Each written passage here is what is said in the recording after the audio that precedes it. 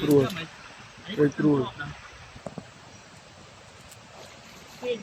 នេះគឺជាសកម្មភាពបន្តនៃដំណើរផ្សងព្រេងឆ្ពោះទៅស្ទឹងតាគង់លើកទី2គោរពជំរាបសួរហើយក៏សួស្តីកាន់ទៅដល់ពុកម៉ែបងប្អូនទាំងអស់គ្នាថ្ងៃនេះវិលមកជួបជាមួយនឹងខ្ញុំបាទវុធីទៀតហើយថ្ងៃនេះផងដែរខ្ញុំបាទសំណូមអារម្មណ៍ពុកម៉ែបងប្អូនទាំងអស់គ្នារីករាយមកទស្សនាសកម្មភាពបន្តនៃដំណើរផ្សងព្រេងឆ្ពោះទៅស្ទឹងតាគង់លើកទី2ហើយក៏មានច្រើនសកម្មភាពដូចជារាយម៉ងដល់ពេលយប់ទៅយើងក៏ដើរឆ្លោះរោងកែបរមហូបអាហារយមហូបនៅតាមព្រៃភ្នំដាច់ស្រយាលចេះឲ្យតែយើងដើរចេញឆ្លោះពេលយប់ដឹងតែជួបហើយបងប្អូនហើយតែជួបអ្វីតិចទៀតបានខ្ញុំប្រាប់ពុកម៉ែបងប្អូនទាំងអស់គ្នាឥឡូវមិនឲ្យខាតពេលទៀតខ្ញុំក៏សូមនាំអារម្មណ៍ពុកម៉ែបងប្អូនទាំងអស់គ្នាតាមខ្ញុំទៅទស្សនាសាច់រឿងពេញទាំងអស់គ្នាបាទចាប់ផ្ដើមនៃសកម្មភាពបន្តក្រោយពេលលីនិងបង្កយគាត់ចេញទៅបបកខ្ញុំក៏ចាប់ផ្ដើមរៀបចំហាលត្រីហើយហាលរួចដល់ងាយគាត់ក៏មកវិញបាទហើយក៏នាំគ្នាទៅរាយម៉ងទៀតដើម្បីយើងយកឲ្យបានត្រីច្រើនខ្លះគ្រាន់យកទៅផ្ញើអ្នកផ្ទះតែទឹកស្ទឹងនេះយើងឃើញចេះទេណាពុកម៉ែបងប្អូនវាសបោកពើណាស់ពិសេសគឺតំបន់ទឹកនឹងអញ្ចឹងឯងតែខ្ញុំលើចាស់ចាស់នៅក្នុងកថាកពើត្រីនេះវាអត់ខាំមនុស្សទេអញ្ចឹងយើងក៏អត់ខ្លាចដែរ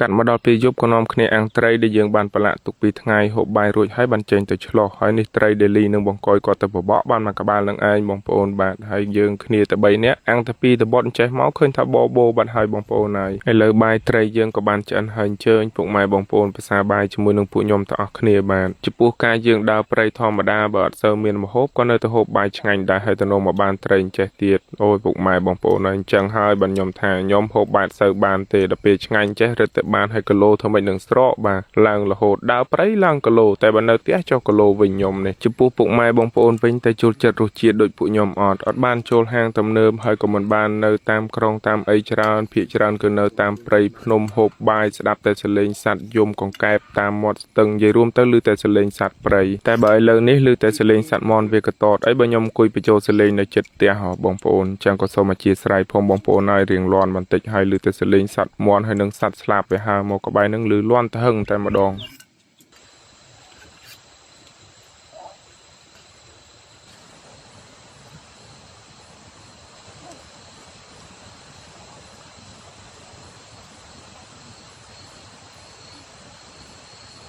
ហូបបាយរួចក៏នាំគ្នាចេញមកដើររកឆ្លោះមើលបងប្អូនឲ្យគ្រាន់តែចេញមកភ្លាមជួបអាត្រីបកក់នេះភ្លាមបងប្អូននិយាយរួមទៅជួបកែបជួបត្រីប៉ិនកែបរឹសនេះខ្ញុំអត់ចាប់ទេតំបន់ខ្លះកែបរឹសហ្នឹងបងប្អូនគាត់ហៅថាកែបភ្នំបងប្អូនបាទហើយត្រីច្រើនមែនតើវាប្រប៉ិន2 3ធ្នាប់ឯហ្នឹងប៉ិនយើងអត់ចាប់ទេខ្ញុំចង់សាកល្បងមើលថាលើភ្នំអាចជួបកែបអូបអត់ព្រោះទៅតំបន់ខ្លះខ្ញុំដើរឆ្លោះអញ្ចឹងយើងអាចជួបកែបអូបដែរបងប្អូនតែនេះចេញមកអត់មានជួបសោះហើយអាកែបរឹសហ្នឹងខ្ញុំក៏អត់ចាប់យកវាដែរព្រោះយើងបានត្រីសបោហើយដែរដើរមកដល់អាកលុកនេះវាដូចដងចឹងបងប្អូនប៉ុន្តែវាមានដីខ្សាច់ខ្ញុំឃើញល្អ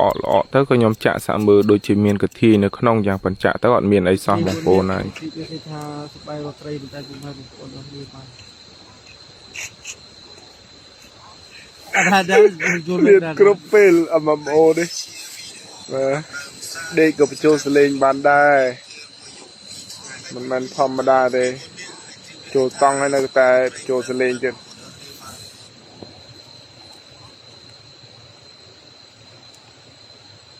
អង្គយ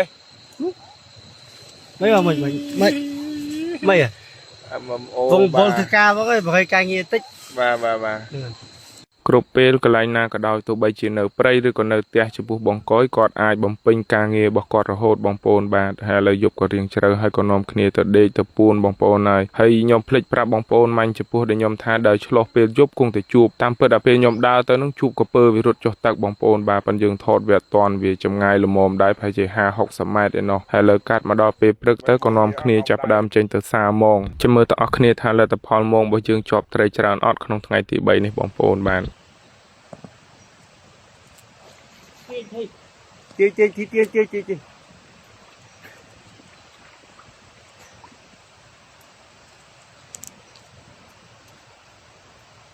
cho mình chừng món mình nó có bao món rồi dạ chuột trơn luôn rồi bố mọi bài chi lợi mà bảo thôi chi lợi rồi rồi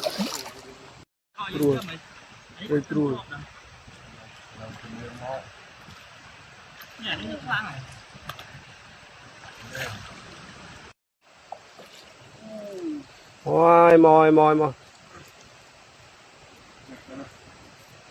khả năng លទ្ធផលមកយើងពីត្បូងបានត្រីច្រើនគួរសមដែរតើបងប្អូនណាពេលបងកយគាត់មកពីបបកនឹងលីនឹងគាត់យកបានមកបងប្អូនណាគាត់បតោកទុកមកត្បូងនឹងយកមកដាក់អញ្ចឹងបានពីត្បូងអញ្ចឹងបានត្រីច្រើនគួរសមដែរថ្ងៃទី3នេះបងប្អូនហើយបបោទៀតហើយតែប៉ុណ្ណេះហោះធម្មតាបងប្អូនអ្នកដើរព្រៃរកត្រីរកម្ហូបបើគាត់មានយកមកទៅច្រើនគាត់នឹងទុកបតោកវិញនៅនឹងមកត្បូងពីត្បូងអញ្ចឹងទៅហើយបើថាបងប្អូនណាឡើងទៅតាមក្រោយជួបមកគាត់អាចនឹងយកមកនឹងទៅរីរកបានម្ហូបហូបខ្លះដែរត្រីជាប់មកយើងថ្ងៃហ្នឹងមានច្រើនប្រភេទដែរបងប្អូនបាទមានទាំងត្រីខ្មៅមានទាំងត្រីព្រួលបានវាអត់សូវធំហើយមេឃតទៀតមកពីមុជទឹកវិញមកដល់កន្លែងលីនឹងបង្កយគាត់ក៏បានធ្វើត្រីរួចរាល់ហើយក៏ចាប់ផ្ដើមប្រឡាក់គ្រឿងមានម្រេចអំបិលប៊ីចេងទឹកត្រីអញ្ចឹងទៅដើម្បីយើងយកទៅផ្ទះវិញកុំឲ្យវាស្អុយបងប្អូនបាទព្រោះឯផ្លូវយើងដើរនឹងវាឆ្ងាយគួរសមដែរប្រហែលជា4ទៅ5ម៉ោងមិនដើរដល់ផ្ទះប្រងថនំគ្នាបន្តឡើងទៅខាងអន្លង់វិញទៀតប៉ុន្តែប្រហែលជាទៅមិនរួចទេសុខភាពខ្ញុំអត់សូវស្រួលចេះឥឡូវក៏នាំគ្នាមកអាំងត្រីហូបបាយទៀតហើយបងប្អូនហើយអធិស្ឋានផងពុកម៉ែបងប្អូនសកម្មភាពនេះអត់មានអីច្រើនក្រៅពីការហូបចុកសោះមានតែហូបនឹងឯងបងប្អូនហូបហើយហូបរហូតក្នុងពេលហូបបាយមិនដឹងថាបង្កយគាត់កាត់អីទេបងប្អូនឃើញតែញាក់ទៅមកចំហៀងរហូតអញ្ចឹងមិនដឹងតែថាតសៃទាញឬក៏យ៉ាងណាទេនេះបងប្អូនហើយហេតុពីយើងហូបច្រើនពេកក៏មិនដឹងបាទហើយខ្ញុំនិយាយលេងទេអធិស្ឋានផងពុកម៉ែបងប្អូនហើយតាមពិតខ្ញុំទេអ្នកដែលហូបច្រើនជាងគេហើយថាតែគេខូចមែនចរិតខ្ញុំនេះបាទអត់បានតែម្ដងអាចនិយាយថាខ្ញុំហូបម្នាក់ឯងចង់ស្មើពីអ្នកហូបនោះបងប្អូនហើយបងប្អូនក៏អាសាសួរមិនឯងដើរព្រៃហើយបានអត់ចុះគីឡូបងប្អូនដឹងស្រាប់ឲ្យហូបអញ្ចឹងឲ្យទៅចុះគីឡូកន្លែងណាឲ្យរួចហូបបាយរួចក៏នាំគ្នារៀបចំអីវ៉ាន់សម្ភារៈរៀបចំចេញទៅផ្ទះវិញទៅជើងនឹងអត់បានឡើងទៅខាងអន្លង់វិញទេបងប្អូនចាំមើលមានឱកាសខ្ញុំនឹងទៅម្ដងទៀតព្រោះឲ្យជើងនឹងគ្រុនទៅអត់រួចសោះបងប្អូនឲ្យទៅទៀតនឹងដឹងតែធ្ងន់ឲ្យខ្ញុំតែទោះយ៉ាងណាក៏ដោយធ្វើត្បិតតែយើងអត់បបកបានត្រីធំតែយើងក៏រកបានម្ហូបអាហារបបោដែរទៅជើងនឹងហើយចំពោះសកម្មភាពវីដេអូខ្ញុំបាទថ្ងៃនេះក៏ឈៀងមកដល់ទីបញ្ចប់ដែរចំពោះការបកស្រាយបើមានអ្វីលើសលប់ខុសឆ្គងក៏សូមខន្តីអភ័យទោសពីពុកម៉ែបងប្អូនផងដែរក្នុងការធ្វើដំណើរទៅវិញក៏ឆ្លៀតគួចគុណទេសភាពតាមផ្លូវម្ដងទៀតបាយបាយពុកម៉ែបងប្អូនជួបគ្នានៅសកម្មភាពវីដេអូក្រោយៗទៀតបាទ